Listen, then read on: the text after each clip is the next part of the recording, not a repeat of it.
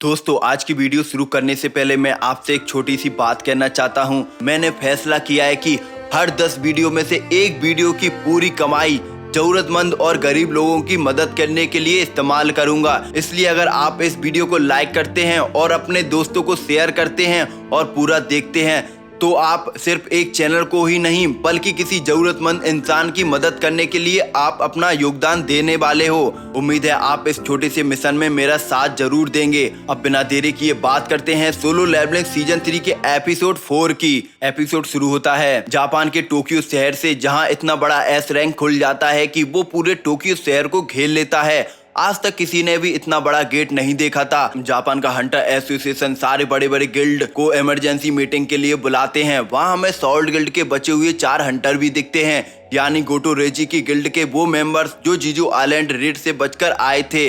लोग उन्हें देखकर काफी हेट कर रहे होते हैं, ताने मार रहे होते हैं। अब हंटर एसोसिएशन के मीटिंग रूम में गेट को लेकर डिस्कशन शुरू होता है। अब तक कोई हंटर गेट के अंदर क्यों नहीं गया, और अगर डंजन ब्रेक हो गया तो क्या होगा। इस पर चेयरमैन बोलते हैं कि सिर्फ एस रैंक हंटर काफी नहीं होंगे, उन्हें एक नेशनल लेवल हंटर की मदद चाहिए, वरना फिर से जीजू आइलैंड रेड जैसी तबाही हो जाएगी। बाकी हंटर सजेस्ट करते हैं कि थॉमस एंड्रे की मदद लेनी चाहिए, पर उनके पास इतना पैसा नहीं होता और ऊपर से गेट लगातार बढ़ते जा रहे हैं और हर देश के पास अपने हंटर की कमी होती जा रही है। तभी शॉर्ट गिल्ड वाले एक नाम सजेस्ट करते हैं, यूरो ऑर्क, जो अपने मैजिक बैरियर से फेमस है, जिसे तोड़ना लगभग नामुमकिन है। अब सीन शिफ्ट होता है, हमें जिन्वो दिखता है जो पार्किंग में अपनी गाड़ी पार्क कर रहा होता है।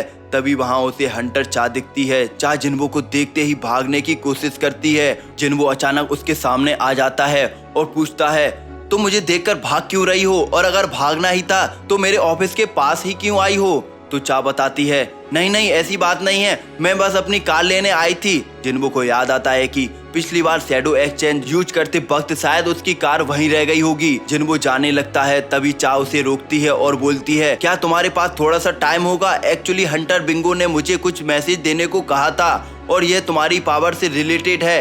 ये सुनकर जिन्वो शॉक हो जाता है और कहता है कि इसके बारे में प्राइवेट में बात करनी चाहिए। वो उसे अपने ऑफिस ले जाता है और पूछता है, अब बताओ यह सब कब और कैसे हुआ। चा बताती है, जीजू आइलैंड पर जब मैं बेहोश थी तब मुझे एक आवाज सुनाई दी थी जो कह रहा था, प्लीज जिन्वो को बता दो कि उसे अपनी पावर को लेकर बहुत सावधान रहना होगा।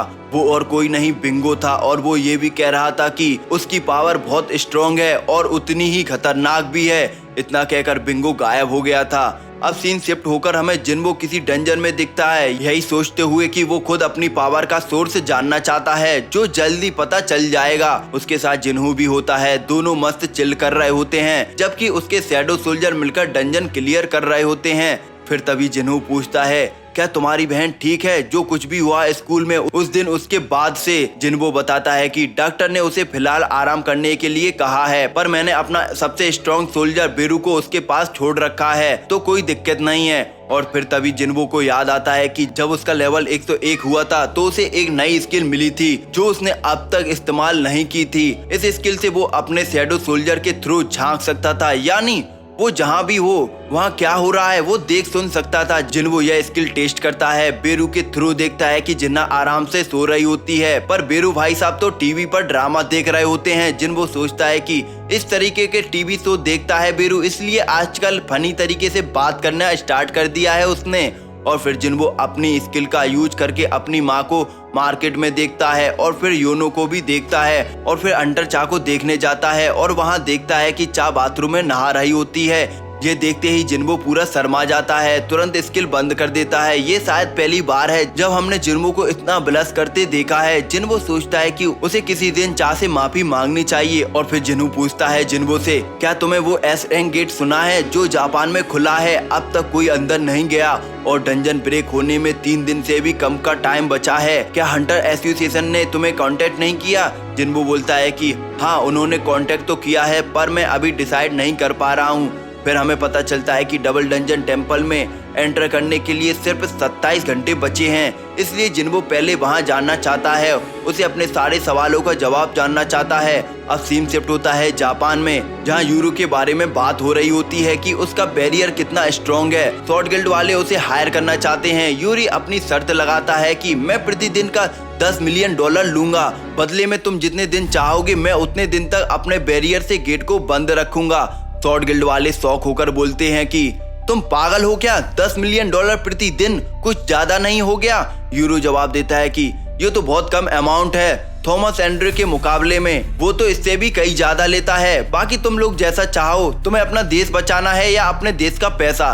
स्वॉर्ड गिल्ड वाले पूछते हैं कि उसका बैरियर सच में काम करेगा, ये कैसे माने? इस पर यूरी वहां खड़े 2 एस रैंक हंटर के चारों तरफ बैरियर बना देता है और चैलेंज करता है कि तुम लोग एक उंगली भी नहीं हिला सकते जब तक मैं ना चाहूं। और सच में वैसा ही होता है। दोनों एस रैंक हंटर उस बैरियर को बिल्कुल भी हिला नहीं पा रहे होते हैं, जैसे किसी ने उसे पूरी तरह जमा दिया हो।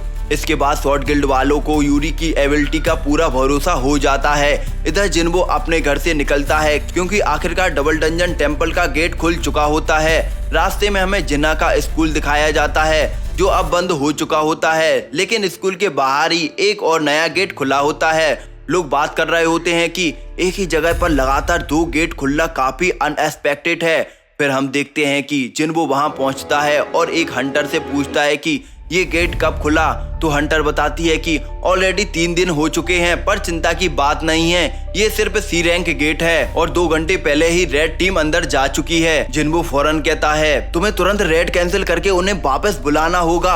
हंटर जवाब देती है ये तो बस सी रैंक गेट है, हमने तो ऑलरेडी कंफर्म भी कर लिया है। पर जिन्बो बोलता है रेड टीम खतरे में है, अगर रेड टीम को रोका नहीं गया तो वो लोग मर भी सकते हैं। और इतना कहकर वो सीधा डंजन के अंदर चला जाता है। डंजन के अंदर कुछ हंटर्स को एक बड़ा सा गेट दिखता है जिसे वो बॉस का रूम समझते हैं, पर गेट खुल नहीं रहा था। उन्होंने हर कोशिश कर ली होती है। तभी पीछे से जिन्बो आ जाता है और बोलता है ये एक ट्रैप है। हंटर पहले डर जाते हैं, फिर पहचान लेते हैं कि ये तो एस रैंक हंटर जिन्बो है। वो पूछते हैं कि तुम यहाँ क्या कर रहे हो? तो जिन्बो बोलता है मैं एक्स्ट्रा बैकअप हूँ, ये डंजन जितना दिखता है उससे कहीं ज्यादा डेंजरस है, तुम लोग वापस लौट जाओ, मैं संभाल लूंगा। फिर जिन्बो गेट के पास आता है, देखता है कि वो लॉक्ड है। अपनी इन्वेंटरी से चाबी निकालता है और गेट को खोल देता है सिर्फ 2 सेकंड में। ये देखकर सब शॉक हो जाते हैं क्योंकि उन्होंने पूरी कोशिश कर ली थी उस गेट को खोलने में। जैसे ही जिन्बो अंदर जाने लगता है, उनके ग्रुप का लीडर बोलता है कि ये डंजन का राइट हमारी गिल्ड के पास है,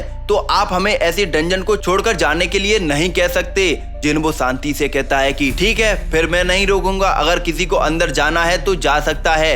लीडर तुरंत कहता है कि मैं अंदर जाऊंगा। जैसे ही लीडर अंदर कदम रखता है, एक स्टैचू बड़ी तेजी से अटैक करने वाला होता है, पर अटैक लैंड होने से पहले ही जिन्बो उसे खींचकर बाहर निकाल लेता है। किसी तरह उसकी जान बच जाती है। जिन्बो आखिरी बार समझाता है अभी भी तुम्हें अंदर जाना है, अंदर इससे भी खतरनाक मॉन्स्टर होंगे, इसलिए जल्दी बाहर जाओ और हंटर एसोसिएशन को इन्फॉर्म करो कि फिर से एक डबल डंजन खुला है। इतना कहकर जिन्बो अकेला अंदर चला जाता है और इसके अंदर जाते ही गेट भी बंद हो जाता है। अंदर जिन्बो देखता है कि कुछ भी नहीं बदला, वही सेम मूर्तियां, वही रूल्स लिखे हुए और स्टोन टेबल, और उन सब के बीच बैठा उनका मैन गॉड। जिन्बो को अपना पूरा पास्ट याद आ जाता है, लेकिन अब वो पहले से कहीं ज्यादा स्ट्रॉन्ग हो चुका है। वो स्टोन टेबल वाले स्टैचू के पास जाकर खड़ा होता है और चैलेंज भरे लहजे में बोलता है तो तुम ही हो जो सब कुछ कंट्रोल करते आ रहे हो, लो मैं आ गया, चुप क्यों हो? अब सीन शिफ्ट होता है जापान पर। यूरी को हायर कर लिया गया है और वो अब उस विशाल एस रैंक गेट के पास बैरियर लगाने जा रहा है। चारों तरफ मीडिया घिरी होती है, सवाल पूछे जाते हैं तुम ये सब कैसे करोगे, क्या प्लान है? यूरी बताता है कि वो गेट के चारों तरफ एक बड़ा बैरियर बनाएगा ताकि कोई मॉन्स्टर बाहर ना आ पाए। इसके लिए उसे ढेर सारा माना चाहिए होता है, इसलिए उसने ट्रैकों में भर भर के बहुत सारा माना क्रिस्टल जमा कर लिए होते हैं, जिन्हें ऑब्जर्व करके वो अपने नॉर्मल बैरियर से भी कहीं ज्यादा स्ट्रॉन्ग बैरियर बनाने वाला होता है। ये सब लाइव चल रहा होता है और कोरिया के चेयरमैन भी जिंजुल के साथ ये लाइव देख रहे होते हैं। चेयरमैन जिंजुल से पूछते हैं जिन्बो कहाँ है आजकल? जिंजुल बताता है वो किसी डंजन के अंदर है फिलहाल। दोनों बातें करती हैं कि कैसे जिन्बो की एक छोटी सी गिल्ड वो काम कर पा रही है जो बड़ी बड़ी गिल्ड भी नहीं कर पाती। तभी जिंजुल को एक कॉल आती है जिससे पता चलता है कि एक और डबल डंजन खुल गया है और जिन्बो भी उसी के अंदर गया है। सीन फिर से डबल डंजन में शिफ्ट होता है। वो स्टोन टेबल वाला स्टैचू जिसे अब आर्किटेक्ट नाम दिया जाता है, वो अपने पंख निकाल लेता है और वो स्टोन टेबल जिसमें रूल्स लिखे थे वो तोड़ देता है। वो बोलता है कि तुम फाइनली आ ही गए। जिन्बो बोलता है तो तुमने मुझे बुलाया था? आर्किटेक्ट कहता है हाँ। जिन्बो पूछता है क्या तुम कोई मॉन्स्टर हो? आर्किटेक्ट रहस्यमयी अंदाज में जवाब देता है, तुम्हारा सवाल ही गलत है, तुम्हें पूछना चाहिए कि कौन हूँ मैं और क्या हो तुम। फिर बोलता है, अब तुम्हारा फाइनली टेस्ट होने वाला है, इसके बाद अगर तुम जिंदा खड़े रहे तो तुम्हारे सारे सवालों के जवाब मिल जाएंगे, यही तुम्हारा रिवॉर्ड होगा। सारी मूर्तियां जिन्वो को घेर लेती हैं। जिन्वो अपनी शैडो आर्मी को बुलाने की कोशिश करता है पर वो फेल हो जाता है। आर्किटेक्ट बताता है कि तुम उनका इस्तेमाल नहीं कर सकते, तुम्हें अकेले ही लड़ना होगा। मैं सिर्फ तुम्हारी एबिलिटी टेस्ट करना चाहता हूँ, ना कि तुम्हारे नौकरों की। हमें ये भी पता चलता है कि जिन्वो इस टेस्ट के दौरान कोई भी पोशन यूज नहीं कर सकता, हेल्थ रिकवर भी नहीं कर सकता और ना ही शैडो एक्सचेंज से बाहर जा सकता है जब तक टेस्ट खत्म नहीं होता। पर वो अपनी इन्वेंटरी और वेपन से यूज कर सकता है। ये जानकर जिन्वो सोचता है कि अब मैं इन्हें आराम से डिफीट कर दूंगा। एक स्टैचू अपनी बड़ी तलवार से अटैक करता है जिसे जिन्वो तुरंत डॉज कर लेता है और एक पंच मारकर उसकी तलवार को ही तोड़ देता है। फिर उसी टूटी हुई तलवार के टुकड़े को उठाकर स्टैचू पर फेंकता है जो सीधे उसके सर के बीचों बीच घुस जाता है। इसके बाद हवा में उड़कर एक किक से उसका सर तोड़ देता है। फिर जिन्वो अपने खंजर निकालकर बाकी स्टैचू को भी एक एक करके मारना शुरू कर देता है। स्टैचू काफी स्ट्रॉन्ग होते हैं और तादाद में भी ज्यादा, पर जिन्वो को कोई फर्क नहीं पड़ रहा होता है। वो आसानी से उन्हें मारते हुए सोचता है कि मैं इसी पल का इंतजार कर रहा था इतने दिनों से। यह देखकर आर्किटेक्ट भी इम्प्रेस हो जाता है और कहता है, तो ये सच है, तुम काफी ज्यादा ग्रो हो चुके हो इस ह्यूमन बॉडी के साथ, तुम सच में काफी अमेजिंग हो। लेकिन अभी तो ये टेस्ट शुरू ही हुआ है, इतनी जल्दी जज नहीं कर सकता हूँ मैं। तभी हम देखते हैं सबसे बड़ा स्टैचू जो अभी तक बैठा हुआ था वो अब उठ खड़ा होता है और वो स्टैचू बाकी सभी स्टैचू से 10 गुना ज्यादा बड़ा होता है। आर्किटेक्ट हवा में उड़ते हुए ऊपर से पूरी फाइट देख रहा होता है और बोलता है, अब वक्त आ गया है अपने गॉड को वर्शिप करने का। अब सीन शिफ्ट होता है कोरिया के चेयरमैन के ऑफिस में, जहां जापान का चेयरमैन मासुमोटो मिलने आया होता है। वो एक कॉन्ट्रैक्ट पेपर दिखाता है जिसमें लिखा है, जीजू आइलैंड रेड में जो भी उसके हिस्से का मैजिक कोर मिलने वाला था उनमें से एक भी वो नहीं लेंगे। जिस पर चेयरमैन पूछते हैं, ऐसा क्यों? तो मासुमोटो बताता है कि बदले में उन्हें जिन्वो की मदद चाहिए उस विशाल एस रैंक गेट को क्लियर करने के लिए। चेयरमैन कहते हैं कि फिर तो वो कोई मदद नहीं कर सकते क्योंकि जिन्वो हंटर एसोसिएशन का पार्ट नहीं है। मासुमोटो कहता है कि मैं समझ सकता हूँ, पर हंटर एसोसिएशन की परमिशन के बिना वो डायरेक्ट जिन्वो से कांटेक्ट नहीं कर सकता। हम ये नहीं कह सकते हैं कि हमारी जगह बात करो, हम बस ये चाहते हैं कि हमें एक मौका चाहिए जिन्वो से बात करके नेगोशिएट करने का। चेयरमैन सोचते हैं, इतना पैसा उड़ाने को तैयार है सिर्फ जिन्वो से मिलने के लिए? क्या सच में गोटो रेजी के जाने के बाद उनके देश में स्ट्रॉन्ग एस रैंक हंटर की इतनी कमी हो गई है? पर उन्हें ये ऑफर बुरा नहीं लगता। अब तक ये बातचीत ट्रांसलेटर के थ्रू हो रही होती है, पर अचानक चेयरमैन बोलते हैं, पहले इन सब ट्रांसलेट को हटाकर डिस्कस करते हैं। मासुमोटो शॉक होकर पूछता है, आपको जापानीज आती है? चेयरमैन बताते हैं, हाँ, मेरे फादर का जापान में एक छोटा सा बिजनेस हुआ करता था जब मैं छोटा था। बाकी सब लोग रूम से निकल जाते हैं। अकेले में चेयरमैन सीधे बोलते हैं, अगर तुम सोच रहे हो कि किसी तरह का ट्रिक करने का तो तुम्हें अभी यहाँ से चले जाना चाहिए। मासुमोटो कंफ्यूज होकर पूछता है, ये क्या कह रहे हैं आप? चेयरमैन खुलासा करते हैं, मुझे पता है कि शॉर्ट गिल्ड वालों से तुम्हारा जो भी रिश्ता था वो तोड़ दिया है। मासुमोटो गुस्से में आकर पूछता है, तुम्हें कैसे पता चला है ये सब? चेयरमैन बताते हैं, ये तो ऑब्वियस है क्योंकि शॉर्ट गिल्ड ने हंटर एसोसिएशन से फंड लेना बंद कर दिया है और सिर्फ गवर्नमेंट सब्सिडी से काम चला रहे हैं। चेयरमैन एक एक करके मासुमोटो की सारी पोल खोलना शुरू कर देते हैं क्योंकि मासुमोटो बहुत ही हरामी टाइप का बंदा होता है। फिर चेयरमैन एक ट्रांस रिसीवर डिवाइस निकालते हैं और बोलते हैं, ये जापान का ही है जो गोटो रेजी की टीम के पास से हमें मिला था। मतलब गोटो और मासुमोटो के बीच जो भी बात हुई थी वो सब रिकॉर्ड हो चुकी थी।